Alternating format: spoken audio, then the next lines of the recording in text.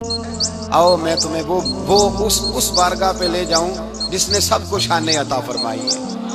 हजरत अबू बकर सिद्दीक रज़ी अल्लाह ताला अन्हु खलीफतुल मुस्लिमीन बने, खलीफा बने तो सवेरे जिस रात खलीफा बने सवेरे सर पे टोकरी रखी, मंडी की तरफ जा रहे हैं। हजरत उमर फारूक रज़ी अल्लाह ताला अन्हु मौला अली शेर खुदा को किसी ने बताया कि वो तुम्हारा खलीफा तो जा रहा है मजदूरी करने, वो तो जा रहा है कमाई करने।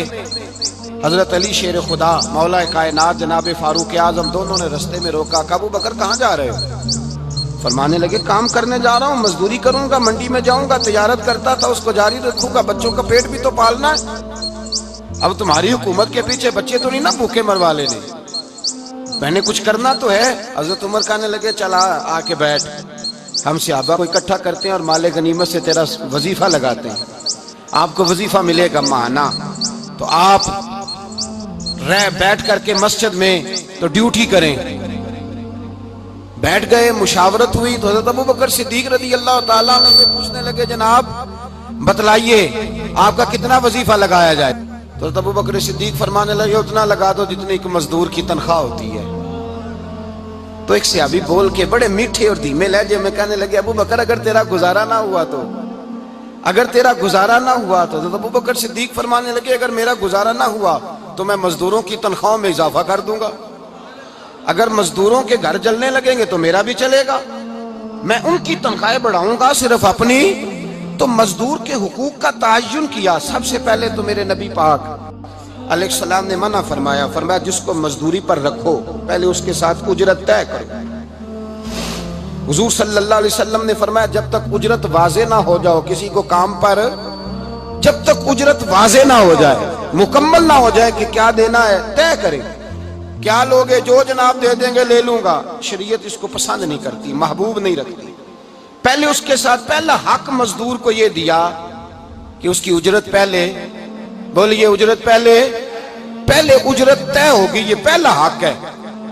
और मजदूर का दूसरा हक क्या बयान किया मेरे नबी पाक ने? फरमाया जब, और ये ऐसी आला बात है कि जितने हुकूक लिखने वाले हैं ना, जितने बैनुल अक़वामी सतह पर इंसानी हुकूक का चार्टर बनाने वाले हैं, वो कहते हैं कि ये ऐसा नुक्ता हुजूर ने बयान कर दिया है कि इससे आगे को बढ़ ही नहीं सकता। ये ऐसी बात है कि जिसकी शरह भी कोई नहीं कर सकता। मेरे हबीब करीम अलैहिस्सलातु सलाम ने फरमाया पहले तय करो, और क्या खूबसूरत लफ्ज है, कानून बना दिया। फरमाया जब मजदूर मजदूरी कर ले तो उसका पसीना खुश्क होने से पहले पहले उसे अदा कर देना, उसका पसीना खुश्क होने से पहले उसे उसकी मजदूरी दे दो। एक सहाबी अपने खादिम गुलाम को मार रहे थे तो मेरे नबी पाक तशरीफ लाए, फरमाया क्यों इसे मार रहा है? हुजूर गलतियां बड़ी करता है। तो नबी पाक ने फरमाया जितना तुझे इस पर इख्तियार है ना, उससे कहीं बढ़कर मेरे रब को तेरे ऊपर बड़ा इख्तियार है। कहा हुजूर ये बड़ी गलती करता है, मैं आखिर कितना माफ करूं? तो हुजूर ने फरमाया उतना माफ कर जितना मेरा रब तुझे माफ फरमाता है। पता है तेरी सुबह से लेकर शाम तक कितनी कोताहियां हैं। दरगुजर का हुक्म दिया, पहला हक ये दिया मजदूरी तय करो, दूसरा हक ये दिया पसीना खुश्क होने से पहले अदा करो, तीसरा हक ये दिया कि उससे दरगुजर करो, गलती हो जाए तो दरगुजर करो। तो या रसूल अल्लाह मजदूरी कितनी दें? मेरे नबी पाक बुखारी मुस्लिम हुजूर सैयद आलम सल्लल्लाहु अलैहि वसल्लम ने फरमाया मजदूर का हक बयान किया नबी पाक ने, और एक बात इरशाद फरमाई तो उसके अंदर कई पहलू, एक हदीस में कई पहलू बयान फरमाए। हबीब पाक ने फरमाया जैसा तुम खाते हो वैसा ही उसे, भाई बस खत्म हो गई बात। इतनी बड़ी बात कर दी सरकार ने। कभी देखा है आपने कि मजदूर को ऐसे खिलाया जा रहा हो जैसा मालिक खा रहे हैं? हुजूर ने फरमाया भाई मजदूरों का हक ये है कि जैसा तुमने खाना है वैसा उसे खिलाना है, और फरमाया जैसा तुमने पहनना है वैसा उसे पहनाना है। और फिर मेरे हबीब करीम अलैहिस्सलातु सलाम ने इरशाद फरमाया उसकी हिम्मत से बढ़कर तुम उस पर बोझ नहीं डाल सकते, जितना काम वो कर नहीं सकता उतना तुम उसे दे नहीं सकते। और फरमाया अगर उतना काम देना है जो उसकी हिम्मत से ज्यादा है तो मैं उसके मालिक को कहता हूं वो भी उठ के मजदूर के साथ काम पे लग जाए, उठे उसके साथ काम में शरीक हो जाए। मजदूरी का भी तायुन फरमाया, और फिर उसको काम किस मिकदार का देना है मजदूर को, کس قدر زیادہ اس پر بوجھ ڈالا جائے گا، یہ بھی مصطفیٰ کریم نے بیان فرمایا۔ فرمایا جو لا یکلف اللہ نفسا الا وسعها، اللہ بھی تم پر وہ بوجھ نہیں ڈالتا جو تم اٹھا نہیں سکتے، تو کسی مزدور کو تم ایسا کام نہیں بتاؤ گے۔ حضرت عثمان غنی رضی اللہ تعالیٰ عنہ ایک دن حضرت عمر فاروق سے کہنے لگے عمر بس کر دے یار، تیرے بعد بھی تو لوگوں نے خلیفہ بننا ہے، کیسے کوئی تیرے رستے پہ چلے گا؟ تو حضرت عثمان غنی سے جناب عمر کہنے لگے کیا ہو گیا؟ آپ فرمانے لگے کل میں دیکھ رہا تھا کہ لوگ باغ میں مزدوری کر رہے تھے اور آپ امیر المومنین ہو کے ان کا ہاتھ بٹا رہے تھے، ہاتھ بٹا رہے تھے۔ تو حضرت عمر کہنے لگے بوڑھے تھے، بیمار تھے، مزدوری کر رہے تھے تو پسینہ بہہ رہا تھا، کیا ہو گیا اگر تھوڑا سا میں نے ساتھ دے دیا؟ حضرت جناب سیدنا فاروق اعظم یہ لفظ کہتے ہوئے رو پڑے۔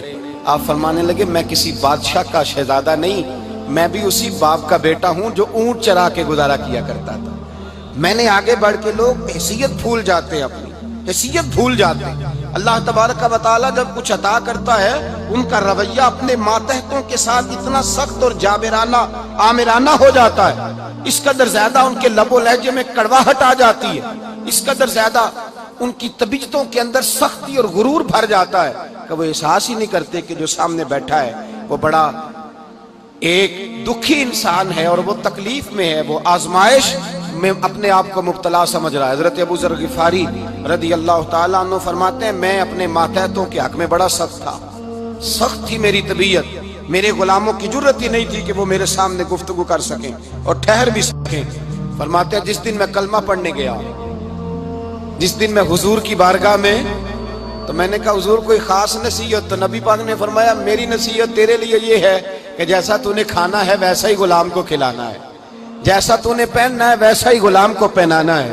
حضرت ابو ذر کہتے ہیں جو میرے اندر کمی تھی وہی میرے نبی نے نصیحت کر دی، جو میرے اندر کوتاہی تھی وہی غیب جاننے والے رسول نے بتلا دی۔ فرماتے ہیں میں گھر گیا، جب میں جاتا تھا تو ملازموں کا سانس خشک ہو جاتا تھا، وہ کانپنے ہانپنے لگتے تھے کہ جانے اب یہ کیا کرے گا۔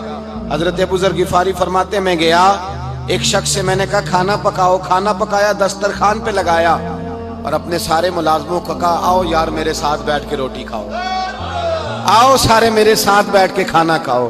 فرماتے ہیں انہوں نے کھانا کھایا، پھر میں ان کو بازار لے گیا، جیسے کپڑے میں پہنتا تھا ویسے میں نے ان کے لیے بھی خریدے۔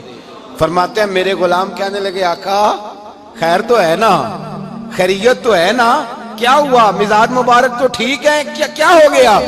اور یہ جو ہم فضا کو اتنا خوبصورت دیکھ رہے ہیں اور یہ جو ہم اتنی پیاری ریم جھیم برستی دیکھ رہے ہیں یہ جاری رہے گی یا ایک دن کی ہے؟ تو حضرت ابو ذر غفاری رو پڑے، کہنے لگے اب تمہیں ابو ذر غفاری بدلا ہوا ملے گا، اس لیے کہ اب میں وہ نہیں رہا، اب میں رسول اللہ کا کلمہ پڑھ کے غلام مصطفیٰ بن گیا ہوں، اب میں بدل گیا ہوں، میری طبیعت بدل گئی۔ غلاموں کے حق میں حضرت مولا علی شیر خدا غلام کو لے کر کے گئے دکان پر، حضرت مولا علی غلام کو لے کر گئے کپڑے کی دکان پر، 2 جوڑے خریدے، ایک کم قیمت کا ایک زیادہ قیمت کا، ایک کم قیمت کا ایک زیادہ قیمت کا، 2 جوڑے خریدے۔ جب واپس لوٹے تو غلام سے کہنے لگے تو اپنا لے لے۔ غلام کو پتا تھا کہ اس زمانے میں ہوتا کیا تھا، اس نے کم قیمت کا جوڑا اٹھایا۔ حضرت علی فرمانے لگے عجیب آدمی ہے، یہ تو تیرا نہیں، یہ تو میرا ہے۔ اس نے کہا حضور کس طرح سے؟ آپ فرمانے لگے تیرے لیے قیمتی جوڑا اس لیے خریدا ہے کہ تو جوان ہے، اور میں نے اپنے لیے اس لیے چھوٹا خریدا ہے کہ میں تو اب بوڑھا ہو گیا ہوں، مجھے تو حاجت نہیں۔ کہنے لگا حضور بوڑھے اور جوان کا مطلب نہیں، آپ علی ہیں، من کنت مولا فہذا علی، علی مولا، علی مولا، آپ چونکہ مولا علی ہیں اور آپ امیر المومنین ہیں، لہذا آپ نے تخت پر بیٹھنا ہے، آپ نے سلطنت کو چلانا ہے، آپ پہنیے۔ حضرت علی فرمانے لگے تو میرا غلام بنا ہے نا، تو نے ابھی میرے نبی کا دیدار نہیں نہ کیا، تو بعد میں آیا ہے نا، اگر تو اس دور میں ہوتا تو جان جاتا کہ یہ عمل میرا ہے، پر اس کے پیچھے جو نصیحت کے پھول ہیں وہ مصطفیٰ کے عطا فرمائے۔